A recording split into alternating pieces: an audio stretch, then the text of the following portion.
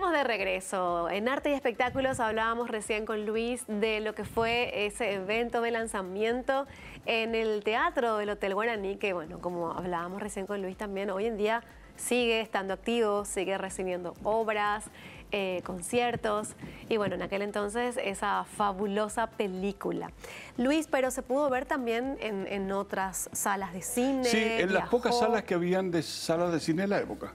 Y eran en pocas, esa época eran cine no había Guaraní, multisalas, habían Palma, 2 o 3 salas que siempre había que competir. Bueno, seguimos compitiendo lamentablemente en el cine paraguayo y en el cine latinoamericano con las grandes producciones de Hollywood y todo lo que se vienen.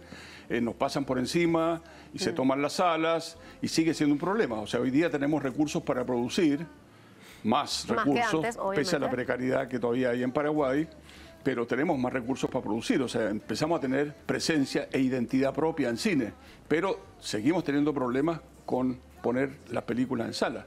Sí. Porque sabes bien, y mejor que yo, tal vez que las majors, de alguna manera arrasan a nivel mundial y a nivel continental, sobre todo en América Latina, siguen teniendo esa presencia masiva, pesada, a través de los distintos medios que hacen que nuestro cine quede casi arrinconado. Sí, ¿no es cierto? Y eso no ocurre.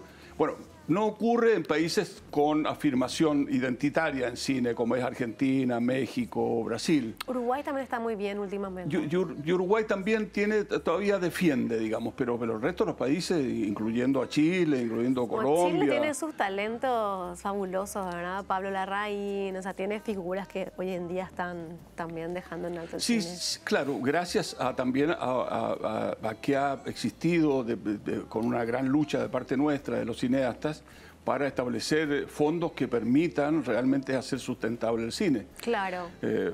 Cosa que todavía estamos en deuda en Paraguay. Y estamos en deuda en Paraguay porque, por un lado, no tenemos presencia fuerte y por otro lado, tampoco existe la solidaridad de la comunidad cinematográfica para hacer fuerza sobre estas cuestiones. Eso hay que decirlo. Es decir, existe también lo que yo llamo el archipiélago del cine en Paraguay, que cada uno es una isla, cada uno tiene, digamos, su propio destino como para ser millonario y famoso, y olvida que un cine nacional se construye a partir de la comunidad de intereses, a partir de que exista, entre otras cosas, la afirmación de una identidad nacional respecto del cine. Nosotros no sacamos nada con seguir copiando o repitiendo el esquema de géneros de terror, de acción, de suspenso, que se parezcan o que simulen al cine norteamericano o al cine de grandes presupuestos, cuando nosotros tenemos muchas otras historias para contar. Claro. Muchas otras historias que son de mucho interés y que además retraten la realidad de lo que estamos viviendo. Claro. Y eso es un asunto pendiente todavía en el cine paraguayo. Yo te lo hablo con la experiencia de haber hecho hasta ahora 7 películas, entre documentales y ficción. Este es el tercer largometraje que hago de astronautas y fantasmas. Misa Averigua es el primero. Luego, vos conocés Pandemia, conoces Mangoré, conoces Guarania, en la cual me acerco a José Asunción Flores como otro de los grandes símbolos de la cultura universal propia del Paraguay.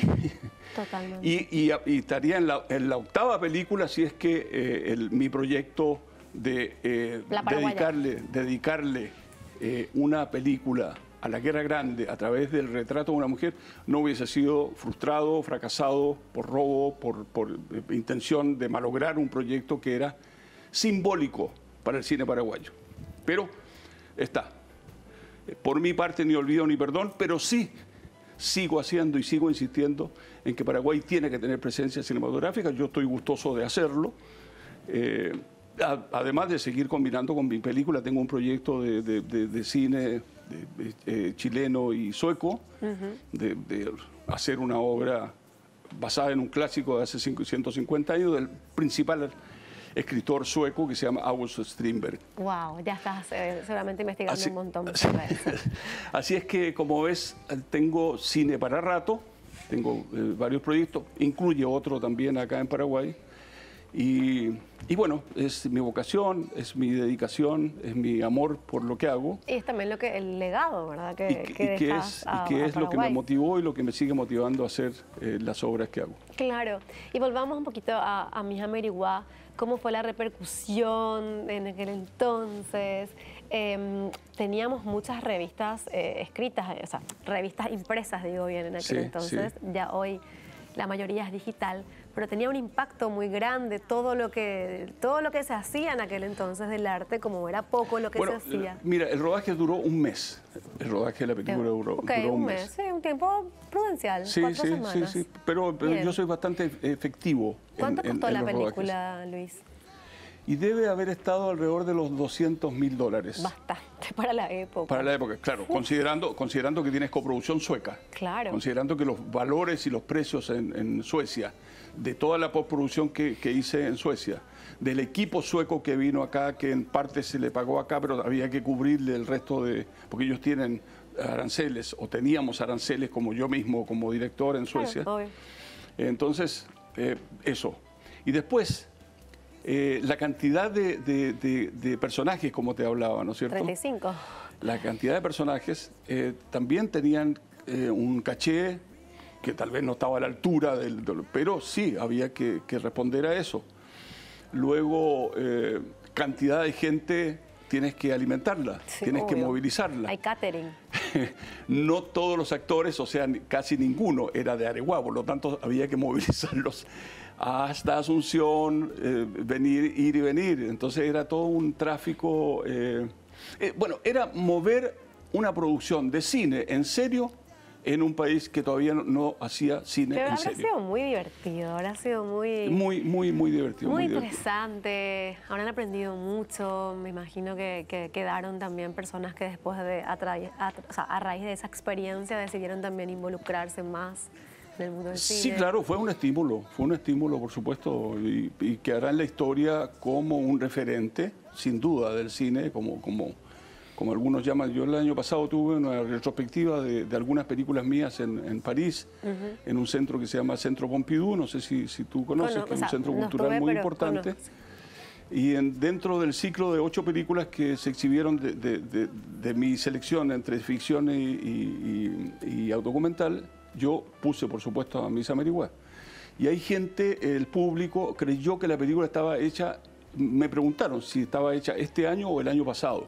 Wow. Esa vigencia tenía la película, Claro. desde el punto de vista de su calidad y de su... Visual, ¿verdad? Sí. La parte estética. Y otro hecho interesante es la presencia del tren, que ojalá, lo tienes en el tráiler, yo creo que lo vas a poner, lo vamos a ver en pantalla. Claro, sí, aparte ya vimos la película ahora. ayer.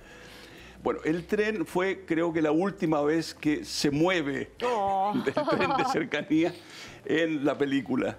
Y bueno, y tiene presencia en marcha, con el humo de una máquina, de una locomotora a vapor, que es con la cual llega la delegación principal, en la cual viene el ministro de Cultura, que es el único que había hecho una película hace años atrás que se llama Cerro Corá. Había formado parte. Claro, Cerro Corá. El actor se llama Carlos Gómez, Carlos. si es que te recuerdas. Sí, totalmente. Que es de la generación de Jesús Pérez, de Amada, de Ramón del Río, qué sé yo. Pero él es mayor todavía. Ya no están. Hay varios de nuestros actores de la película Misa Meriguá, a los cuales yo le rindo un homenaje, si me permites, nombrarles algunos para tenerle en el recuerdo, porque la generosidad de ellos de participar fue un hecho que a mí me conmovió mucho, porque ya eran mayores y estaban felices de actuar en una película, pero con el paso de los años también me acompañaron en otras presentaciones de la película Misa Meriguá. Pero hablo de los que no están: Miriam Sienra, Carlos Gómez, Ramón del Río, Beto Ayala, Carlos Cristaldo, Graciela Canepa, Luisito Díaz, Ríos. Luis Ríos. Y bueno, Humberto Gulino, es decir, varios protagonistas del teatro y figuras del teatro en Paraguay y de alguna manera posteriormente del audiovisual y del cine, ya no están, pero sí fueron parte de este monumento a la historia que es Misa Merigua. Sí, qué impresionante la cantidad de artistas que nombraste que ya no están y otros que por suerte sí están, ¿verdad? Que uno puede ver en la película. Me encanta cómo marcó realmente Misa Merigua. Y te decía, no pasa de moda, da gusto ver. Tiene un realismo mágico que no se ve tan comúnmente. Entonces es buenísimo realmente que la gente conozca. Y que es muy parte de Paraguay. Ese realismo tiene que ver con la tradición de la cultura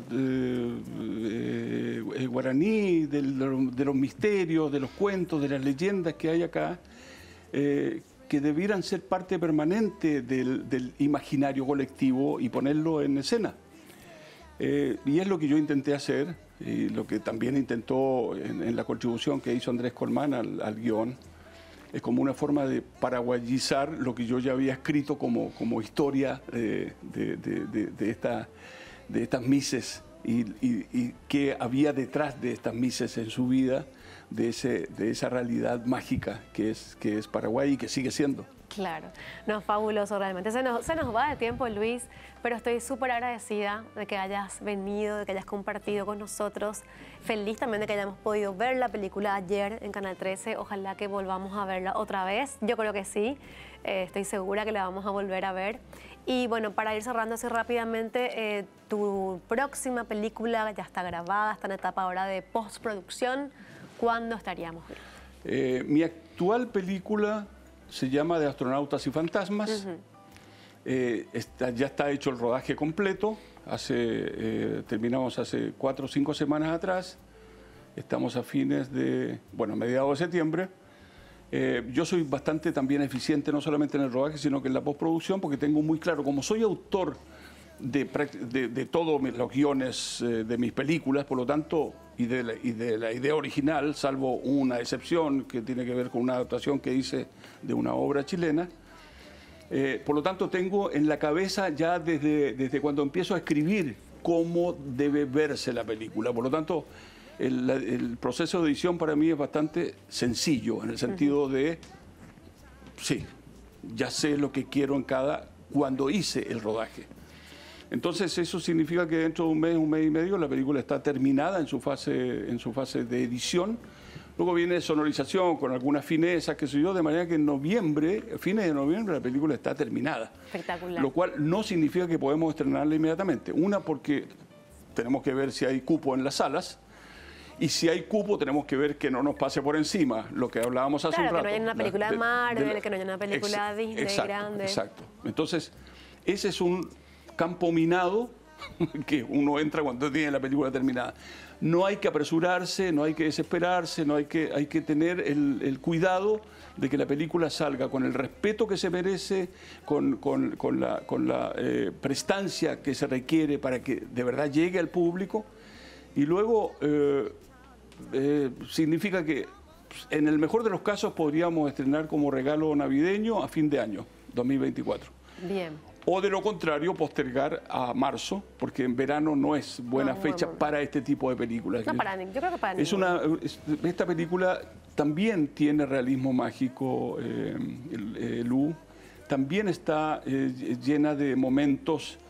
Es una historia con pocos personajes en una sola locación, pero que no solamente habla como película romántica del romance de una pareja de jóvenes que se ven enfrentados a la realidad actual en Paraguay, cuáles son sus expectativas, cuáles son sus esperanzas, qué sienten de estar viviendo esta realidad de Paraguay de hoy día, y un abuelo moribundo que delira y entre esos delirios tiene encuentros con 4 momentos de la historia fundamentales de la historia de Paraguay.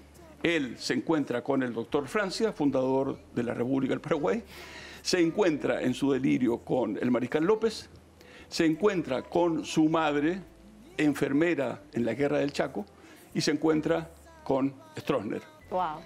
Y esos diálogos son interpelación y son un ida y vuelta de cuál ha sido la historia que estamos heredando en Paraguay para tener el país que hoy día tenemos.